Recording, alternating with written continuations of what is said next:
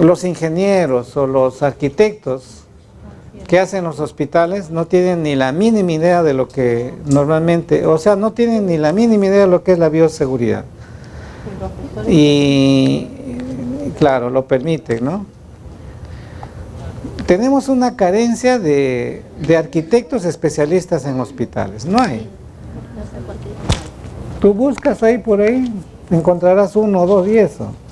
¿Por qué un arquitecto no se especializa en hospitales? Porque se quedaría sin chamba, porque no es rentable. ¿De vez en cuando hacen hospitales? ¿No? No han hecho ropero, no han hecho ducha. Por eso. Quieren estar médicos. Por eso, o sea, hay una serie de falencias, ¿no?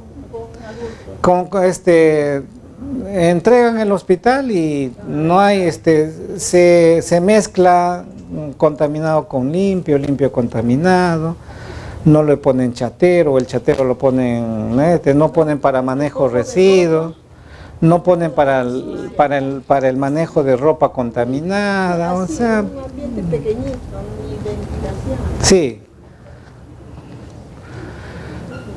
Bien, manejo de residuos hospitalarios. Acá lo más importante, miren ustedes,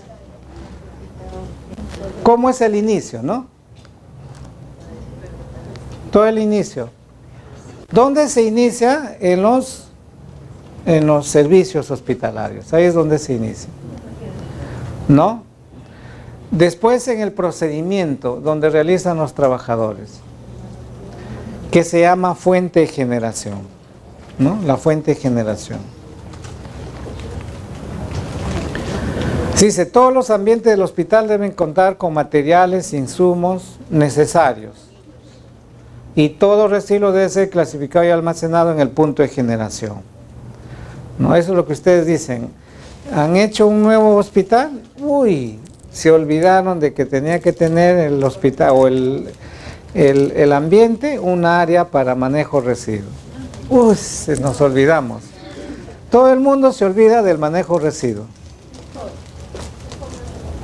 Y por eso que el manejo de residuos se improvisa en los establecimientos de salud, ¿no? Por eso dice, todo residuo sólido debe ser clasificado y almacenado en el punto de generación. Estas son las etapas. Acondicionamiento, hay que acondicionar. La segregación. Aquí está el mayor problema. Y tiene que ver con nosotros, con la cultura, tiene que ver con todo. La capacitación, el entrenamiento. ¿Quién es el que segrega? El trabajador de salud, el profesional. Y eso que manejamos solamente, al final manejamos solamente 2 tachos, ¿no? El rojo para biocontaminado y el negrito para común. Y manejando 2 nada más, mira, confunden, botan donde sea. Y el MINSA quiere normar inclusive para 5 tipos de tachos. Si con 2 nomás, mira cómo está el manejo. Pero eso sí tiene que ver mucho con la entrenamiento, capacitación, la parte cultural, etcétera, etcétera, del trabajador. Los que menos ayudan ahí son los médicos, porque votan como sea. Y cuando dices, vamos a tener reunión para ver lo de manejo de residuos, ¿quiénes son los que van más? Las enfermeras y los técnicos. Y el médico cuando va dice, eso no me corresponde, no me voy. No le dan importancia. Y todavía le dan bonos a los médicos. Sí. Luego está el almacenamiento primario. El almacenamiento primario tiene que tener un almacén adecuado, un ambiente adecuado. Luego la recolección, el almacenamiento secundario, luego el transporte interno, el almacenamiento final. El almacenamiento final, por ejemplo, son estructuras adecuadas, donde tiene que llevarse toda la cantidad de residuos, ¿no? Recuerden que los residuos en Perú, en América Latina, es de 1 kilo hasta 4.5. Y en Perú, ya hace más de 12 años hicieron el estudio, en Perú se eliminaba más o menos de 1.5 a 3 kilos por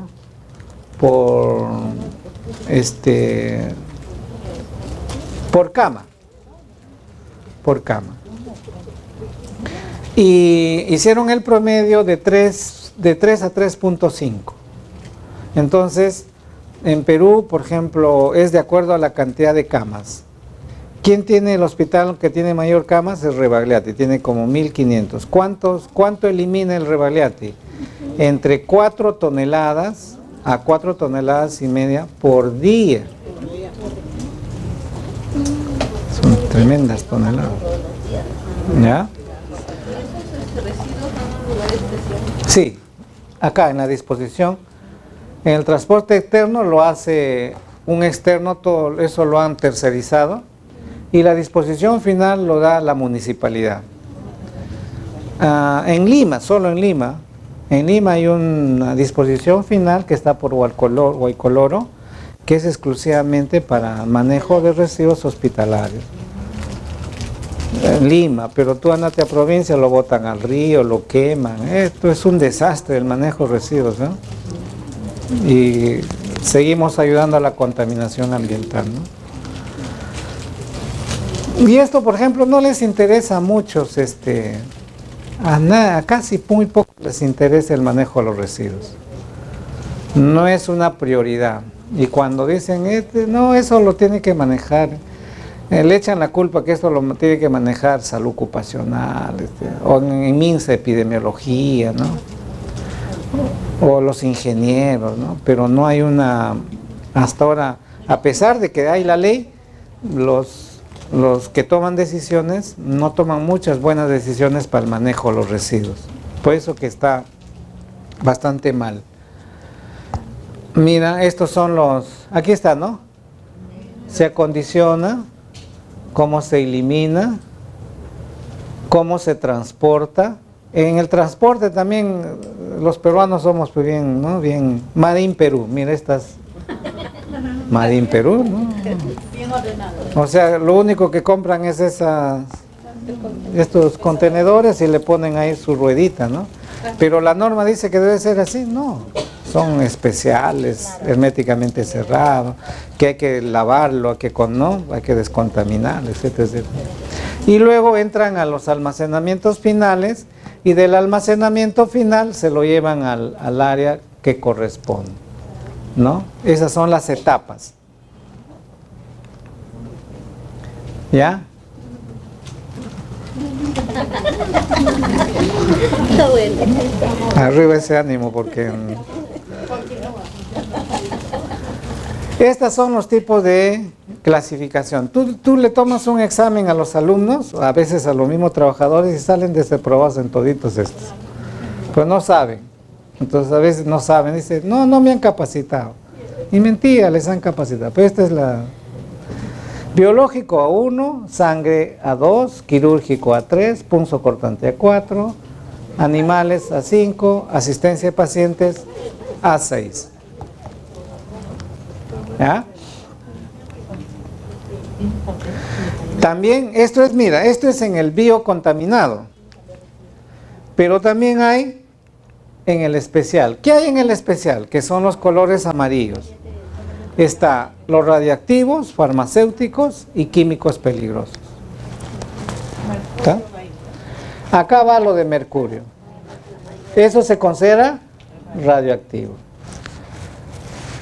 Farmacéuticos, ¿cómo elimina? Hay toda una norma para cómo eliminas un antibiótico, cómo eliminas una vacuna pasada. Hay normas. Y lo tienes que hacer en bolsas amarillas. Y químicos peligrosos también. ¿Cómo eliminas todo lo que utilizan en laboratorio? Que usan bastantes químicos. ¿Cómo eliminas el glutaraldehído que utilizas en la central de esterilización? ¿Cómo eliminas el óxido etileno que utilizan, ¿no? Y etcétera. O sea, tiene que estar dentro de los residuos especiales. Y el común, que es el negro, que esto sí todos lo saben, papeles, cartones, que es lo que se da más en los hospitales. Entonces aquí, ¿cuál es el más importante? La segregación y el almacenamiento. En la segregación está la cosa, ¿no? Por ejemplo, en la segregación, uno de los puntos más importantes y que tiene que ver con la seguridad nuestra es el punzocortante. El punzocortante, ¿no? Por ejemplo, hace 6 meses tuvimos un accidente. Viene a la emergencia un paciente con ganglionado. Como la emergencia está llenecita, lo evalúa el asistente y le dice al residente, bueno, que le hagan una punción, ¿no? Porque estaba todo ganglionado, querían saber, ¿no? Para poder el tratamiento. El residente va, se prepara, hace la punción, sale absceso lógicamente, lo coloca para mandarlo al laboratorio, y en el momento en que ya lo coloca, y estaba con el punzo cortante. Y no estaba la caja de punzo cortante. ¿Y ahora dónde lo boto? ¿Qué hace el residente inteligente? ¿Qué hace? Reencapsula. Y cuando reencapsula, se pincha. Bueno, todo el mundo dice un pinchito, ¿no? Todos nos hemos pinchado. Se pincha. Sale sangre, todo. Se da su lavadito. Lo ven al paciente, yo me he pinchado. Entonces ven la historia. Ya cuando ya ven la historia, era un paciente con VIH positivo y estaba haciendo. Entonces, le dice a su amigo, a su pata, infectólogo, oye, me he pinchado con este. Uy, no. Hay que darle el tratamiento. Le dan el tratamiento con retrovirales. No registra el accidente. Y se va. Se va y luego, a los 2 días, 3 días, se comienza a hinchar, se automedica su antibiótico. 6, 7 días con antibióticos no pasaba nada, estaba más hinchado. ¿No? Seguía hinchado, le dice a su pata, ¿no? Eso es lo malo, mi pata, mira, me ha pasado esto, y su pata, bueno, otro antibiótico, de mayor espectro, me da otro. En 15 días ya estaba necrosándose, y estaba el dedo así bien, ya no podía ya, y recién va a salud ocupacional. Ya le dan una gritería, ¿no? Todo trabajo es que frente a un accidente tienes que reportar y tienes que hacer todos los pasos que tienes que hacer. Lamentablemente, frente a un accidente, hoy día estás bien y mañana tu vida cambia y eres un paciente más. ¿Ya? Entonces recibía su tratamiento, entonces se le manda una interconsulta cirugía de mano, le sacan ya la parte necrosada y le mandan pues a laboratorio. ¿Y qué sale? VIH. Mycobacterium, TB dérmica. Nos dejó a toditos, nos dejó así. En el momento de ese pinchazo que se dio, cuando saca estaba pues todo acumulado la cantidad de... Y todos los pacientes con VIH se enteran. Con ese absceso, ese pinchazo, a veces uno dice, un pinchito, ¿no? Pinchazo. Es ahí donde se le llamó al residente, se puso a llorar, que no te vas, que mi residencia, así pierdes tu residencia. O sea, estaba con tratamiento por VIH-Sida y tenía que empezar el tratamiento por TB. Y su familia. Todo. ¿Te das cuenta? Todo se complica. Por un acto que no debería haber hecho. Y recuerden ustedes que la OMS dice, no solamente es hepatitis B, hepatitis C, HIV, es una veintena de patologías infecciosas que pueden causar una enfermedad al trabajador de salud frente a un accidente punzocortante. Por eso, ¿cuál es el mayor problema de los trabajadores de salud desde el punto de vista de la salud ocupacional? El accidente de trabajo punzocortante. Por eso es la importancia de que el trabajador debe ser evaluado, revisado anualmente, pero desde el punto de vista del riesgo ocupacional. No un chequeíto, sino de acuerdo al riesgo. ¿Ya? Entonces, el mayor problema está en esta, mira. En el punzo cortante. O sea, saquemos todo lo que es manejo residuo, ya lo que ya sabemos que está mal. En algunos hospitales manejan, pero el mayor problema es esta. ¿Qué hacemos con los punzo cortantes? Y esos accidentes se dan todos los días en el hospital. Por lo tanto, el trabajador tiene que saber qué hacer frente a el accidente punzo cortante. Todo residuo punzo cortante debe ser clasificado y almacenado en el punto fuente de generación. Esta, ¿no? Acá. Cuando vas a hacer un procedimiento, al costadito tu punzo cortante. Porque ¿qué es lo que pasa? Hace 2 semanas, no se sabe quién, un trabajador ha hecho su procedimiento y lógico, no estaba el punzo cortante y dejó la jeringa, ¿no? La jeringa con... Entonces, ¿quién lo mandan todo a la lavandería? Y en la lavandería, pues las trabajadoras de la lavandería tienen que... Agarran eso, y se pincha. Uno no sabe de quién es. Lógico, a los 2 días su mano está infectada, esa mano de esa paciente. Lógico, más bien de qué paciente y con toda la contaminación que ha habido. Pues entonces el trabajador tiene que ser consciente de que tiene que eliminar bien su punzo cortante, ¿no? Su punzo cortante. La responsabilidad del manejo residuo es del quien lo genera. O sea, ¿quién lo genera? El trabajador, o sea, nosotros, los profesionales, ¿no? ¿Y por qué los accidentes de punzo cortante se dan más en enfermeras? ¿Enfermeros por qué? Porque el trabajo de la enfermera es con punzo cortantes, ¿no? Todo su chamba es con punzo, buena cantidad de bandas, ¿no? Por eso que hay que acondicionar. Bueno, en esta foto no debe ser esto, ¿no? Se pone así porque no voy a usar esto que no cumple con las normas, ¿no? Antes, ¿no? Cuando no había, por eso que los antes. Recipientes rígidos, impermeables, para el punzo cortante y debidamente rotulados. Si el recipiente tiene dispositivo para separar la aguja y la jeringa, descartar solo la aguja. Claro, va a depender de qué tipo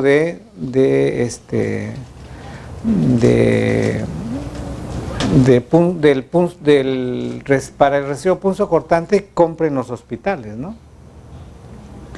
Lo que sí se pide, si es que el hospital no compra estos recipientes para descartar solo la aguja, o sea, tú terminas y pones la aguja y o viene la jeringa, haces tu movimiento y solamente cae la aguja, pero eso en algunas no hay, en algunas, y depende qué han comprado. Entonces, ¿qué se pide? ¿Qué se solicita? Que eliminen el conjunto, aguja y jeringa completo, todo. ¿Cuál es lo malo? Que se llena rápido, ¿no? Si la jeringa contiene residuos de medicamentos citotóxicos, se dispondrá en un recipiente rígido junto con la aguja, si es citostáticos. En caso de que las jeringas o material punzo cortante se encuentren contaminadas con residuos radioactivos, se colocará en un recipiente rígido con el símbolo de peleo radioactivo. Sobre todo en aquellos hospitales que tienen medicina nuclear, ¿no? Y que utilizan sustancias radioactivas, pero con material punzocortante, y que utilizan para pacientes. Y eso hay que eliminar en una bolsa amarilla y que diga radiación ionizante, ¿no? Y tiene que ser radiación ionizante. En el estamento, prohibido separar la aguja de la jeringa con la mano, a fin de evitar accidentes, ¿no? Y nunca reencapsular. Esto todavía sigue siendo una práctica casi común todavía a estas alturas del partido. Sigue siendo casi una. Muy bien. Prohibido separar, nunca retapar la aguja. Ahí está la enfermera dando indicación, bote por acá. Y algunas fotos, ¿no? Algunas fotos. En algunos trabajadores se han pinchado cuando esto se pone lleno y acá está lleno de jeringas, ¿no? Esta es la más común. Eso que les cuento es hace 6 meses nada más, ¿no?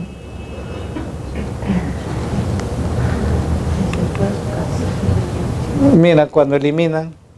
Por ejemplo, yo he estudiado, yo he hecho una investigación de los accidentes laborales en enfermeras de todo el Perú.